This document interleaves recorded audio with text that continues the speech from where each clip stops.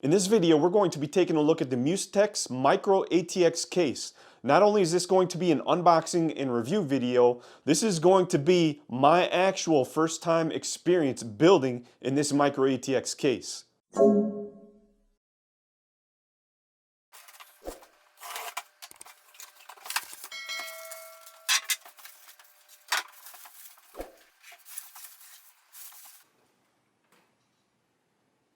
Wow, for a budget case, the fact that this swings out like this is really nice. This is kind of like the Fantex cases. Wow, that took some elbow grease. All right, let's get this off. Comes with zip ties and it comes with screws. There's literally one channel of cables going down here. This is all literally done for you. You can see the fan hub here, and you can see right here, you can see the fan hub. It's just down in there, and you have the drive cage down here for a 3.5 millimeter hard drive. I mean 3.5 inch hard drive. So it looks like there's little tiny rivets on the inside to take the front panel off. Let's see if I could show you this. They're like right here, and you gotta kind of squeeze them together and then pull from the outside. As I was gonna say, like, how do you get these fans out if you need to replace them, or if you decide to replace them? So yeah, it's possible. Don't force it on this case. Other cases you can just pull from the front and they come right off, but yeah, so far so good. Neat looking case. So I can already tell that these are missing a couple of case standoffs, but that's alright. That's the reason why they come with extras. You're missing one right here and right here, but this is for Micro ATX. That's the one I'm installing in here. If you're installing a mini ITX, then you already have enough case standoffs. So I'm going to install one here and one right here. For those of you wondering, it does come with a manual, so here it is. If you look at the hole back here for the CPU power supply cutout, it does not look like I'm going to be able to fit my hands in here to plug in that cable. So instead of taking out all three of these fans, I'm going to actually plug in the power supply cables into the motherboard first right here, and then just route them through before I put the motherboard into place. Here's the first one that I just ran.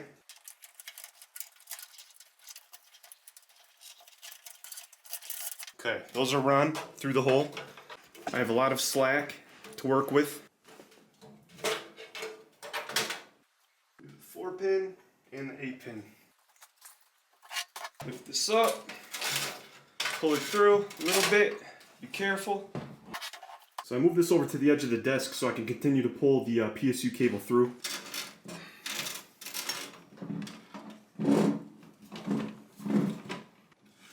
You're gonna have to take the fans out anyways. You are 100% gonna have to take these fans out, at least these two, but just to be safe for the sake of time, I'm going to take all these fans out so I can properly seat the motherboard into the chassis. I have the fans taken off on the top. I'm going to try to install this without having to take this exhaust fan off. Keep in mind, when you take these fans off, they're still connected to the fan hub, but you want to make sure that these cables right here, go to the right of the case standoff. Otherwise, you will trap the cables behind the motherboard. Alright, so those are in place. Moving this over for the PSU cables. Let's try this again. And that's the price you pay when you want to go with a smaller build. Sometimes there's complications with the size of the case. Just comes with the territory. Alright, so I was able to fit that in there. I'm going to have to reinstall the fans. No big deal. That was a stroke of luck right there, being able to screw that screw in right next to the power supply cables. Magnetic screwdriver.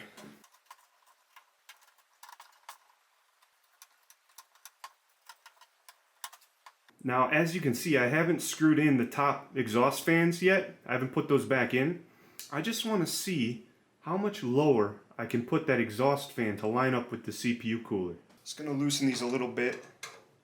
Or no, I actually have to take these out to move them.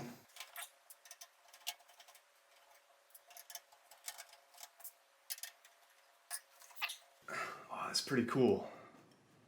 So I can line it up.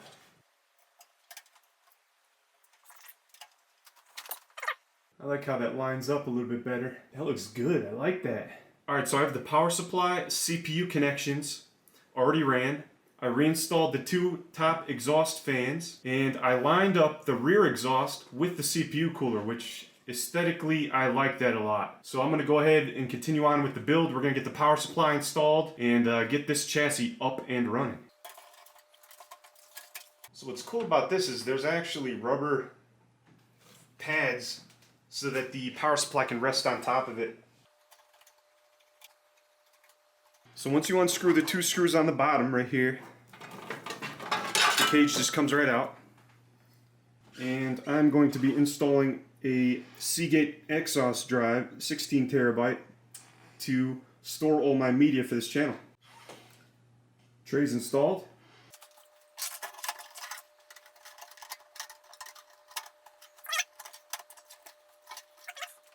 Put the 2 screws back in.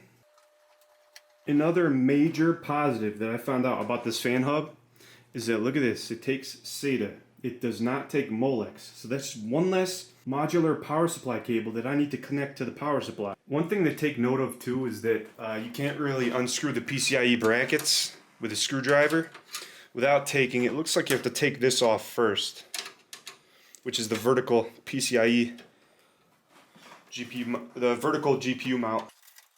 So that comes off, and that now allows you to access the horizontal PCIe. So this is a good size graphics card. This is the GTX 1080 Ti MSI Duke. And I already took out the PCIe brackets for the case. We're going to take a look and see how well that this fits inside the case. So you're going to have to go in at an angle.